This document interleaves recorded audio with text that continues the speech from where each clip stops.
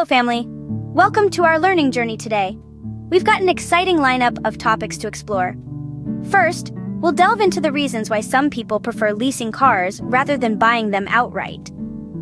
Then, we're going to look into the gig economy and understand why people take on freelance jobs. Next, we'll uncover why the world has banded together to tackle climate change. Moving on, we'll discover the fascinating world of hybridizing animals and plants. We'll also learn why it's important to be gentle when applying band-aids and why countries import and export goods. Ever wondered why governments provide unemployment benefits? We'll find that out too. We'll also explore why we need to be gentle with our furry friends to build trust. Finally, we'll delve into why people choose certain careers and how social media has transformed global connections. Are you ready? Let's dive right in. First off, have you ever wondered why some people lease cars instead of buying them outright? Let's dive into the world of car leasing and understand what it's all about. Car leasing is like renting a car, but for a longer period, usually 2 to 4 years. It's a bit like having a long-term rental car. At the end of the lease, you return the car to the leasing company. Now, why would someone choose to lease a car instead of buying one? There are several reasons. One of the main attractions of leasing is that you can drive a brand new car every few years, without the hefty price tag of buying it outright. You get to enjoy the latest models with the newest technology and safety features. Isn't that exciting? Leasing also means you don't have to worry about the car's depreciation. With a lease, you only pay for the car's value that you use during the lease term, not the entire cost of the car. So, you're not stuck with a car that's worth less than what you paid for it. Another advantage is that leased cars usually come with comprehensive warranties. This means that if anything goes wrong with the car during the lease period, it's typically covered by the warranty. That's some peace of mind right there. But just like anything else, leasing has its drawbacks too. For instance, leased cars come with mileage limits, and going over these can lead to extra charges. Also, you have to keep the car in good condition, or you might be charged for excessive wear and tear when you return it. Leasing isn't for everyone. Some people prefer to buy a car outright and keep it for many years. They like the idea of eventually owning the car free and clear, without any monthly payments. So it's all about weighing options and making the best choice for each individual's circumstances. Whether you decide to lease or buy, the important thing is finding the car that fits your needs and budget. After all, the journey is just as important as the destination, especially when you're driving a car you love. Scene script. Next, let's explore why many people are taking on freelance jobs in what's called the gig economy. If you've ever heard the phrase gig economy, you might be wondering what it means. Well, it's a fancy term for a market where people take on temporary, flexible jobs. These jobs could be anything from writing articles, designing logos, to even walking dogs or delivering groceries. Now, why would someone choose to work in the gig economy? Well, there are a few reasons. The first is flexibility. In the gig economy, you can choose when you work, where you work, and even what kind of work you do. Want to spend the morning working on a project and the afternoon at the park? You can do that. Want to work late at night when everyone else is asleep? That's also an option. The second reason is control. When you're your own boss, you get to decide which projects to take on. If a project doesn't interest you or it's not worth your time, you can simply say no. Sounds great, doesn't it? But, like most things in life, the gig economy has its downsides too. One of the biggest challenges is the lack of job security. Unlike a traditional job, where you might have a contract or a steady paycheck, gig work can be unpredictable. 1 month, you might have plenty of work. The next, you might have none. Another challenge is the lack of benefits. Many gig workers don't get the perks that come with traditional jobs, like health insurance, paid time off, or retirement plans. Despite these challenges, many people still choose to participate in the gig economy. For some, the benefits outweigh the downsides. For others, it's a way to make ends meet when traditional jobs are hard to come by. It's clear that the gig economy offers flexibility, but it also comes with its own set of challenges. Now, let's talk about something really important: climate change. Climate change is a big word, But what does it really mean? Well, it's all about how our planet's weather patterns are changing over time. And not in a good way, I'm afraid. You see, our Earth is getting warmer, and this is causing all sorts of problems. Imagine you're a polar bear. Your home is the Arctic, a place that's always been icy and cold. But because the Earth is warming up, the ice is melting. And without ice, where will you live? Where will you find food? This is just one example of how climate change can affect the lives of creatures big and small. But it's not just about the polar bears, it's about us too. As the Earth gets warmer, we see more extreme weather events like heat waves and heavy rainfalls. We also see the sea levels rise, which can lead to flooding in coastal areas where many of us live. So why is the world coming together? To address climate change? Well, because it's a problem that affects all of us. No matter where we live, what language we speak, or what food we eat, we all share the same home, planet Earth. And to protect our home, we need to work together. Many countries are now taking steps to reduce the amount of greenhouse gases they emit. These are the gases that trap heat in our atmosphere and cause the Earth to warm up. People are also doing their part. They're planting trees, recycling, and using less energy. Even small actions can make a big difference when we all do them together. But there's still a lot of work to do. We need to keep learning about climate change and keep finding ways to fight it. Because the future of our planet depends on it. And remember, it's not just about protecting our home for us, but for all the creatures we share it with. From the polar bears in the Arctic, to the fish in the sea, to the birds in the sky. Climate change affects us all, and it's up to all of us to help fight it. Ever heard of a liger or a tangelo? Let's talk about why people hybridize animals and plants. Now, hybridization might sound like a complex term, but it's actually quite simple. It's the process of combining the genetic material of two different species to create a new one. Think of it as a natural experiment, where Mother Nature herself is the scientist. So, why do we do it? Well, there are quite a few reasons. In the world of plants, hybridization can help us create crops that are more resilient, better tasting, or even more colorful. Imagine a tomato plant resistant to frost or an apple that's extra juicy. That's the magic of plant hybridization. But it's not just about plants. Animal hybridization also exists, although it's a bit more complicated. We've seen some fascinating creatures like the liger, a mix between a lion and a tiger, or the mule, a cross between a horse and a donkey. Such hybrids often combine the best traits of their parents, like strength, speed, or endurance. Now, let's not forget that every coin has two sides. While hybridization can result in some amazing species, it also has potential drawbacks. Hybrids can sometimes struggle with health issues, and if they're infertile, they can't contribute to the gene pool of their parent species. Also, when it comes to animals, there are ethical considerations. Is it right to create a new species just because we can? It's a question that doesn't have an easy answer. In the end, whether it's creating a new variety of rose or a new animal species, hybridization is a tool. Like any tool, it can be used for good or ill. But one thing's for sure.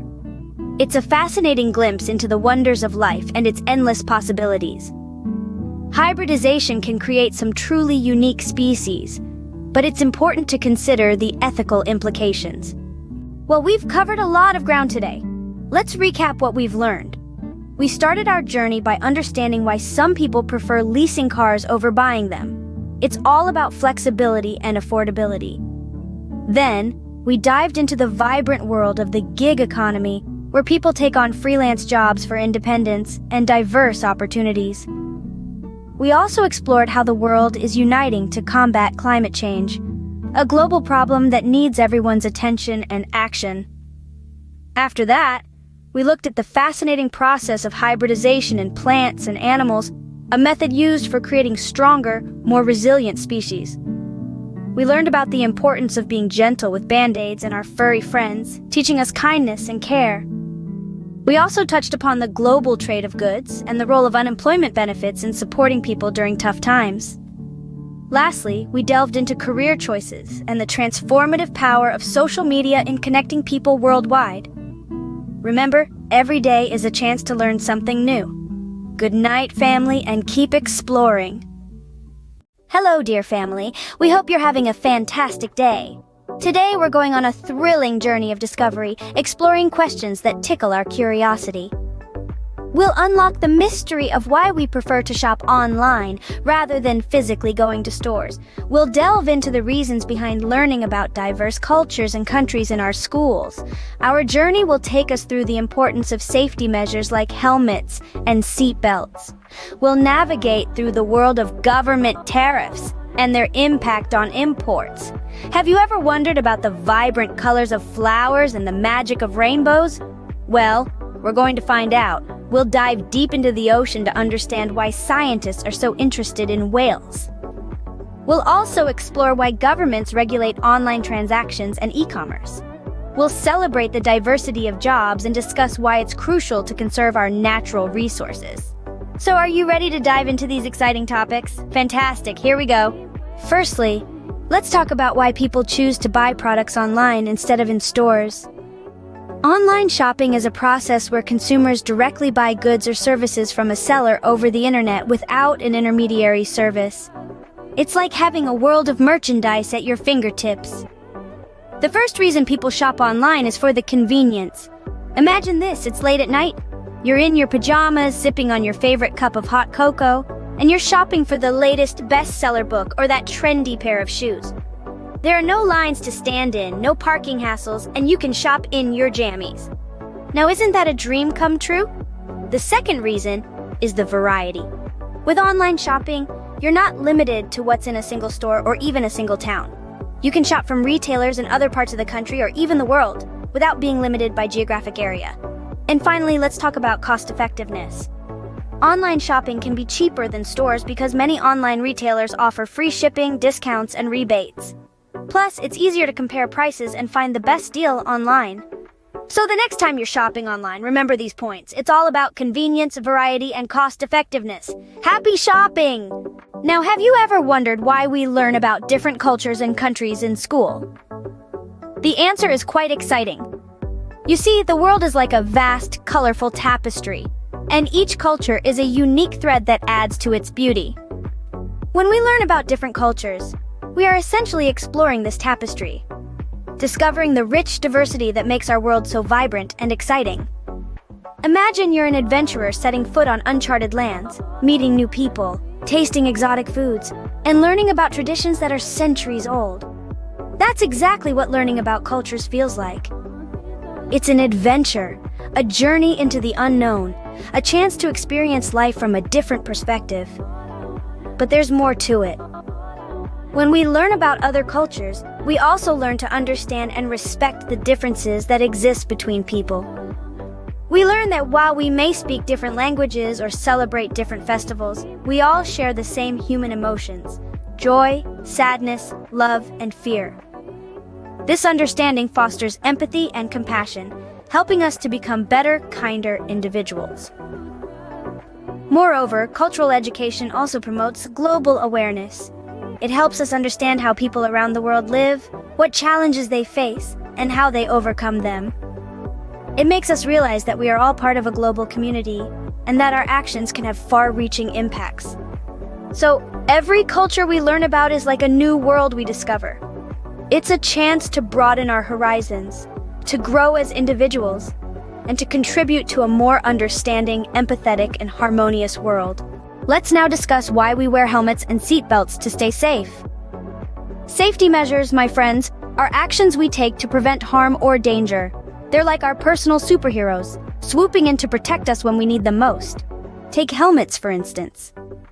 When we're cycling, skateboarding, or even working in certain jobs, a helmet acts as a shield for our heads. It's like having a hard shell, just like a turtle.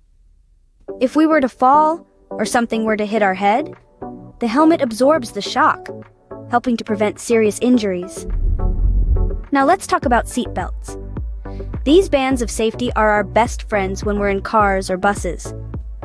Imagine you're a superhero, and the seatbelt is your trusty sidekick. If the vehicle stops suddenly or is in an accident, the seatbelt holds you in place, preventing you from being thrown around, much like a superhero catching someone in distress. So, you see, helmets and seatbelts aren't just pieces of equipment. There are everyday heroes, working tirelessly to keep us safe. They might seem like a bit of a hassle to put on, but they're worth every second. Next time you buckle up or strap on a helmet, remember, you're not just protecting yourself, you're also honoring these unsung heroes of safety. Remember, safety first always. Ever wondered why governments impose tariffs on certain imports? Alright, let's start with the basics. Tariffs are taxes that a government places on goods coming into a country, also known as imports. But why do they do this? Well, the first reason is to protect domestic industries. Imagine you're a local toy maker. You make high-quality handcrafted toys. But all of a sudden, super cheap toys from another country flood your market. You can't compete with their prices. Here, a tariff on those imported toys can help. By making them more expensive, it levels the playing field for you, our local toy maker. Secondly, tariffs are used to regulate trade.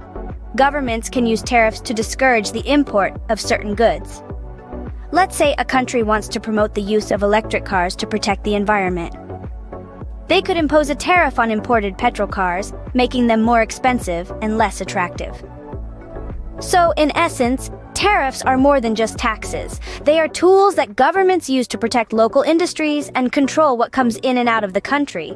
They can shape the country's economy, influence consumer choices, and even drive social change. So, tariffs are more than just taxes, they're tools for economic balance. Let's now talk about why flowers have different colors and how they attract bees and butterflies. In the grand tapestry of nature, each flower is like an artist, using color to express a special message. But who are they painting these vibrant canvases for? The answer is pollinators, like bees and butterflies. You see, flowers cannot move around to reproduce, so they need help. This is where pollinators come in, carrying pollen from one flower to another. To attract these helpful creatures, flowers use their colors as a kind of advertising board. Think about bees for a moment. Bees can't see the same colors we do, but they are attracted to blue and violet flowers. So flowers that need bees to help them reproduce might show off in these colors. On the other hand, butterflies can see a wider range of colors. They are particularly drawn to bright red and purple flowers. So flowers wanting to attract butterflies will often wear these vibrant hues. But it's not just about the color. Some flowers also have patterns that are visible only in ultraviolet light, which bees and butterflies can see. These patterns guide the pollinators to the flower's center, where the pollen is. Isn't that amazing? The world of flowers is more intricate and colorful than we might first imagine. So the color of flowers is a fascinating aspect of nature's design. Now, let's explore why we see different colors in a rainbow and how it's formed. A rainbow is a meteorological phenomenon that's caused by reflection, refraction, and dispersion of light, usually sunlight, in water droplets, resulting in a spectrum of light appearing in the sky. It takes the form of a multicolored circular arc. Rainbows caused by sunlight always appear in the section of sky directly opposite the sun. Let's dive a little deeper. When a beam of sunlight strikes a raindrop, something amazing happens. The light bends or refracts as it enters the droplet. As it exits, it bends again. But here's the twist. Different colors of light bend at slightly different angles. This causes the light to spread out and form a circle of colors. This process is known as dispersion. From the inside of the droplet, the light reflects off the back. It's this internal reflection that brings the light back to our eyes and creates the rainbow we see. The order of colors in a light spectrum is always the same because it is determined by the wavelengths of light. Red light is refracted less than violet light, so it appears on the outside of the rainbow while violet light appears on the inside. Isn't it fascinating how a simple rain shower and some sunlight can create such a beautiful display? So, a rainbow is a beautiful example of a natural light show. Have you ever wondered why scientists study the behavior of whales? Well, the reason is as fascinating as these giant creatures themselves. Whales, being the largest animals in the ocean, play a significant role in the health and balance of the marine environment. Scientists often refer to whales as ecosystem engineers because they help shape the habitats in which they live, and studying their behavior reveals a great deal about the overall health of our oceans. For example, when whales dive deep into the ocean and later come up to the surface, they stir up nutrients from the bottom, effectively fertilizing the surface waters. This process, known as whale pump, encourages the growth of tiny plants and animals called plankton, a primary food source in the marine food chain. In addition, whales' social behavior is quite complex and interesting. They communicate using a variety of sounds, from songs to clicks and whistles. These vocalizations can travel vast distances underwater, allowing whales to keep in contact with each other over large areas. This communication can provide clues about whale populations, their migration patterns, and even their emotional states. Moreover, observing the behavior of whales can alert scientists to changes in the environment. If whales are behaving unusually or their numbers are decreasing, it might indicate a problem, such as pollution or climate change. So, whales can teach us a lot about the mysteries of the ocean.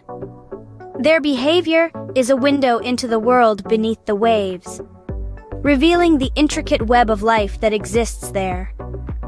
Let's discuss why governments regulate online transactions and e-commerce. First off, what is e-commerce? It's a term for any kind of business that involves the transfer of information across the internet. It covers any purchase you make online, from a book to a car. Now, onto why it's important for governments to regulate this. Picture this. You're buying a toy robot online. You click buy, and you're super excited. But then, the robot arrives and it's not what you expected. It's missing a leg and it can't even say, beep boop! You'd feel pretty upset, right? That's where the government steps in. They create rules to make sure businesses are honest about what they're selling. This is called consumer protection. It ensures that you get exactly what you paid for, and if there's a problem, you can get your money back. But it's not just about protecting us, the consumers. It's also about fair trade. This means creating a level playing field where all businesses, big and small, have an equal chance to succeed. Without these regulations, bigger companies could use their power to squeeze out the smaller ones. Regulation also helps prevent fraud and cybercrime. It makes sure that your personal information, like your credit card number, is kept safe and secure when you shop online. So, regulation is crucial in making online shopping safe and fair for everyone. Ever wondered why people have different jobs? Well, let's dive into it. Imagine if everyone in a town was a baker. Sounds delicious, right? But who would grow the wheat for the flour or raise the cows for the milk? And who would make the clothes or build the houses? That's why we have different jobs. This is what we call the division of labor. The division of labor means that the work of producing goods and services is divided into different tasks performed by different people. It's like a huge team where everyone plays a different role. Some people might be great at growing crops while others are skilled at baking bread, and some might be brilliant at designing buildings.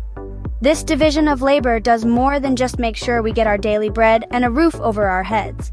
It also makes our society more productive.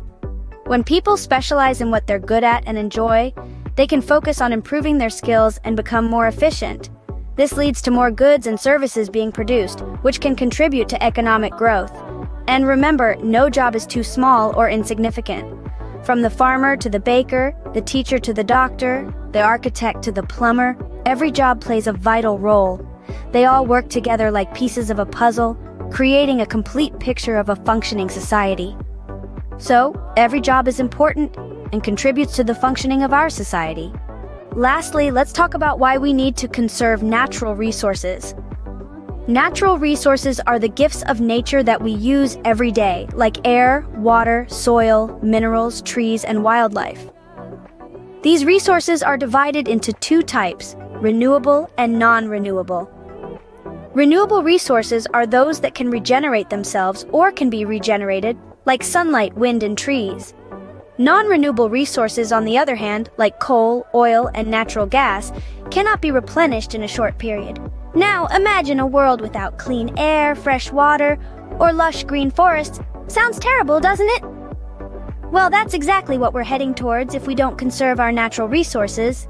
Conservation is all about using these resources wisely and sustainably so that they can continue to support life on Earth.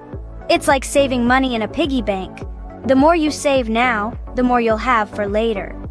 When we conserve water, we ensure that there's enough for everyone to drink. When we plant more trees, we contribute to cleaner air and a healthier environment. When we choose renewable energy over fossil fuels, we help reduce pollution and fight climate change. Conservation also helps protect the homes of many animals and plants. So in a way, we're saving our own home too. In the end, it's not just about us humans. Every creature on Earth relies on these resources to survive, just like we do. So conserving natural resources is crucial for our survival and the health of our planet. Well, that was quite a journey, wasn't it? We have hopped from the convenience of online shopping to the importance of learning about different cultures. We've fastened our seatbelts to understand safety measures and then explored the world of government tariffs. We've smelled the roses and other flowers, understanding their vibrant colors, and then gazed up at the rainbow, marveling at its formation. We've dived deep into the ocean to understand whale behavior and then surfaced to the world of e-commerce regulations. We've walked in different shoes to appreciate various jobs and finally stood still to comprehend the need to conserve our precious natural resources.